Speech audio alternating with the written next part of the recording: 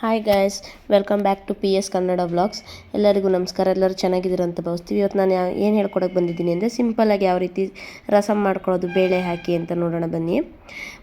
ಅರ್ಧ ಕಪ್ಪಷ್ಟು ತೊಗರಿಬೇಳೆ ತೊಗೋಬೇಕೀಗ. ಅದನ್ನು ಚೆನ್ನಾಗಿ ಒಂದ್ಸರಿ ತೊಳ್ಕೊಳ್ಳೋಣ. ನಾವು ತೊಳ್ಕೊಂಡ್ಮೇಲೆ ಬೇಳೆ ಮುಳುಗುವಷ್ಟು ನೀರನ್ನ ಆ್ಯಡ್ ಮಾಡೋದಕ್ಕೆ ಮತ್ತು ಅದಕ್ಕೆ 2 ಹಣ್ಣಾಗಿರೋ ಟೊಮೆಟೊ ಹಾಕ್ಕೊಳ್ಳೋಣ. ನಿಮಗೆ ಬೇಕು ಅಂದರೆ ಇನ್ನೊಂದು ಹಾಕೊಬೋದು, ನನಗೆ 2 ಸಾಕು. ಮತ್ತು ಅದಕ್ಕೆ ರುಚಿಗೆ ತಕ್ಕಷ್ಟು ಉಪ್ಪು ಹಾಕೋಣ. ಸ್ವಲ್ಪ ನೋಡ್ಕೊಂಡು ಹಾಕಿ. ಉಪ್ಪು ಹಾಕಿ ಅದಕ್ಕೆ ಒಂದು 2-3 ಹನಿ ಎಣ್ಣೆ ಹಾಕೋಣ. ಎಣ್ಣೆ ಹಾಕೋದ್ರಿಂದ ಬೇಳೆ ಚೆನ್ನಾಗಿ ಬೇಯುತ್ತೆ. ಎಣ್ಣೆ ಹಾಕಾದ್ಮೇಲೆ ಅದಕ್ಕೆ ಒಂದು ಚಿಟಿಕೆ ಅರ್ಶಿನದ ಪುಡಿ ಹಾಕೋಣ. ಅರ್ಶಿನದ ಪುಡಿ ಹಾಕಿದ್ಮೇಲೆ ಕುಕ್ಕರ್ ಲಿಡ್ನ ಕ್ಲೋಸ್ ಮಾಡಿ 2 ವಿಷಲ್ ಬರಬೇಕು. 2 ವಿಷಲ್ ಬಂದಮೇಲೆ ಅದನ್ನು ತಣ್ಣಗಾಗೋದಕ್ಕೆ ಬಿಡಬೇಕು. ತಣ್ಣಗಾದ್ಮೇಲೆ ಏನು ಮಾಡಬೇಕು ಅಂದರೆ ಕುಕ್ಕರ್ ಲಿಡ್ನ ಓಪನ್ ಮಾಡಿ ಅದರೊಳಗಡೆ ಇರೋ ಟೊಮೆಟೊನ ತೆಗೆದು ಒಂದು ಬೌಲ್ಗೆ ಹಾಕಿ ಇಟ್ಕೊಳ್ಳೋಣ. ಅದು ತಣ್ಣಗಾಗಬೇಕು. ಅದು ತಣ್ಣಗಾದ್ಮೇಲೆ ಮಿಕ್ಸಿಗೆ ಹಾಕಿ ಗ್ರೈಂಡ್ ಮಾಡ್ಕೊಳ್ಳೋದಕ್ಕೋಸ್ಕರ ಅದನ್ನು ಎತ್ತಿ ಒಂದು ಬೌಲ್ಗೆ ಹಾಕಿ ಸಪ್ರೇಟ್ ಎತ್ತಿ ಇಟ್ಕೊಳ್ಳೋಣ. ಮತ್ತು ಈ ಕಡೆ ಒಂದು ಚಿಕ್ಕದೊಂದು ಮಿಕ್ಸಿ ಜಾರ್ನ ತೊಗೊಳ್ಳೋಣ. ಅದಕ್ಕೆ 1 ಟೇಬಲ್ ಸ್ಪೂನಷ್ಟು ಜೀರಿಗೆ, ಒಂದು 10-15 ಕಾಳು ಮೆಣಸು, ಮತ್ತೊಂದು 4-5 ಒಣಗಿರೋ ಮೆಣಸಿನ್ಕಾಯಿ ಹಾಕ್ಕೊಳ್ಳೋಣ. ನಿಮ್ಗೆ ಖಾರಕ್ಕೆ ಬೇಕು ಅಂದರೆ ಇನ್ನೊಂದು 2 ಆ್ಯಡ್ ಮಾಡ್ಕೊಬೋದು ನೀವು. ಮತ್ತು ಅದಕ್ಕೆ ಒಂದು 8-10 ಬೆಳ್ಳುಳ್ಳಿ ಎಸ್ಲು ಬಿಡಿಸಿರೋದನ್ನ ಹಾಕ್ಕೊಂಡು ಮತ್ತು ಒಂದು ಸ್ವಲ್ಪ ಕೊತ್ತಂಬರಿ ಸೊಪ್ಪು ಹಾಕಿ ಅದನ್ನು ನಾವು ರುಬ್ಕೊಂಬರೋಣ. ಈಗ ಪೂರ್ತಿ ನುಣ್ಣಗೇನು ರುಬ್ಬೋದು ಬೇಡ, ಸ್ವಲ್ಪ ಹಾಗೆ ದಪ್ಪನೇ ಇರಲಿ. ಈ ರಸಮ್ಮು ತುಂಬ ಚೆನ್ನಾಗಿರುತ್ತೆ, ತುಂಬ ಕ್ವಿಕ್ಕಾಗಿ ಆಗುತ್ತೆ. ಯಾವುದೇ ರೀತಿ ಎಕ್ಸ್ಟ್ರಾ ರಸಮ್ ಪುಡಿ ಏನು ಆ್ಯಡ್ ಮಾಡೋದು ಬೇಡ. ನಾವು ಇದೇ ಸಾಕು, ಈ ರುಬ್ಬಿರ್ತೀವಲ್ಲ ಅದೇ ಸಾಕು. ಮತ್ತು ಈ ಕಡೆ ಒಲೆ ಮೇಲೆ ಒಂದು ಪಾತ್ರೆ ಇಟ್ಕೊಂಡು ಎಣ್ಣೆಗೆ ಹಾಕ್ಕೊಳ್ಳೋಣ. ಒಂದು 3-4 ಟೇಬಲ್ ಸ್ಪೂನ್ ಎಣ್ಣೆ ಹಾಕ್ಕೊಳ್ಳೋಣ. ಎಣ್ಣೆ ಚೆನ್ನಾಗಿ ಕಾಯಬೇಕು.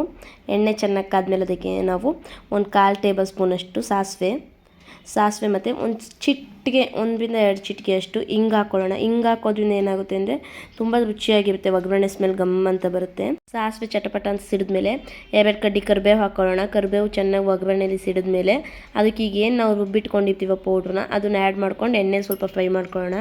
ಅದು ಸ್ವಲ್ಪ ಫ್ರೈ ಆಗಲಿ, ಯಾಕಂದರೆ ನಾವು ಜೀರಿಗೆ ಮೆಣಸು ಯಾವುದು ಮೊದಲೇ ಡ್ರೈ ಫ್ರೈ ಮಾಡ್ಕೊಂಡಿವಲ್ಲಲ್ವ, ಅದರಿಂದ ಅದು ಇಲ್ಲೇ ಒಗ್ಗರಣೆಲಿ ಒಂದು ಸ್ವಲ್ಪ ಫ್ರೈ ಆಗಬೇಕು. ಒಗ್ಗರಣೆಲಿ ಒಂದು ಸ್ವಲ್ಪ ಫ್ರೈ ಆಗಲಿ. ಫ್ರೈ ಆದಮೇಲೆ ಈಗ ಏನು ಟೊಮೆಟೊ ತೆಗೆದಿಟ್ಕೊಂಡಿರ್ತೀವೋ ಅದನ್ನು ನಾವು ಗ್ರೈಂಡ್ ಮಾಡ್ಕೊಳ್ಳೋಣ. ಗ್ರೈಂಡ್ ಮಾಡ್ಕೊಬೋದು ಅಥವಾ ನೀವು ಕಿವುಚ್ಬಿಟ್ಟೆ ಹಾಕ್ಬೋದು. ಕಿವುಚ್ಬಿಟ್ಟು ಹಾಕೋದು ಅಷ್ಟು ಚೆನ್ನಾಗಿರಲ್ಲ, ಟೊಮೆಟೊ ಬ್ಯಾಗ್ ಸಿಗುತ್ತೆ. ಅದರಿಂದ ನಾನು ಏನು ಮಾಡ್ತೀನಿ ಅಂದರೆ ಮಿಕ್ಸಿಲಿ ಒಂದು ಸುತ್ತ ಆಡಿಸ್ಕೊಂಡು ಅದನ್ನು ಒಗ್ಗರಣೆಗೆ ಹಾಕ್ತೀನಿ. ಒಗ್ಗರಣೆಲಿ ಸ್ವಲ್ಪ ಚೆನ್ನಾಗಿ ಬೇಯಲಿ. ನೋಡಿ, ಅದು ಎಣ್ಣೆ ಎಲ್ಲ ಸ್ವಲ್ಪ ಚೆನ್ನಾಗಿ ಬಿಡಬೇಕು. ಎಣ್ಣೆ ಮೇಲ್ಗಡೆ ಬಂದಾಗ ಆಗ ಒಗ್ಗರಣೆ ಚೆನ್ನಾಗಿ ಬೆಂದಿದೆ ಅಂತ ಅರ್ಥ. ಆಗ ಟೇಸ್ಟ್ ತುಂಬ ಚೆನ್ನಾಗಿ. ಒಗ್ಗರಣೆಲಿ ನಾವು ಹಾಕಿರೋ ಮಸಾಲೆ ಎಲ್ಲ ಚೆನ್ನಾಗಿ ಬೆಂದಮೇಲೆ ಎಣ್ಣೆ ಚೆನ್ನಾಗಿ ಬಿಡುತ್ತೆ. ಎಣ್ಣೆ ಬಿಡಬೇಕು. ಎಣ್ಣೆ ಬಿಟ್ಟಾಗ ನಮ್ಮ ರಸಮ್ ತುಂಬ ಚೆನ್ನಾಗಿರುತ್ತೆ. ಯಾವುದೇ ಸಾಂಬಾರು ಮಾಡಲಿ ನೀವು ಈ ಥರ ಚೆನ್ನಾಗಿ ಮೊದಲು ಮಸಾಲೆನ ಬೇಯಿಸ್ಕೊಳ್ಳಿ. ಮತ್ತು ಈಗ ಏನು ಮಾಡಬೇಕು ಅಂದರೆ ಮೊದಲೇ ಒಂದು ನಿಂಬೆಹಣ್ಣು ಗಾತ್ರದ ಹುಣಸೆಹಣ್ಣು ನಾವು ನೆನೆಸಿಟ್ಕೊಂಡಿರಬೇಕು. ಹುಣಸೆಹಣ್ಣು ರಸನ ಅದಕ್ಕೆ ಹಾಕಿ ಚೆನ್ನಾಗಿ ಕುದಿಯೋಕ್ಕೆ ಬಿಡಿ. ನೋಡಿ, ಆ ಥರ ಚೆನ್ನಾಗಿ ಕುದಿಬೇಕದು. ಆವಾಗ ರಸಮ್ ತುಂಬ ಚೆನ್ನಾಗಿ ಟೇಸ್ಟ್ ಕೊಡುತ್ತೆ ನಮಗೆ. ಮತ್ತು ಇದಕ್ಕೀಗ ನಾವು ಬೇಳೆವೆಲ್ಲ ಬೇಯಿಸ್ಕೊಂಡಿಟ್ಟಿರ್ತೀವಲ್ಲ ನೀರು, ಆ ನೀರನ್ನ ಆ್ಯಡ್ ಮಾಡ್ಕೊಬೇಕು.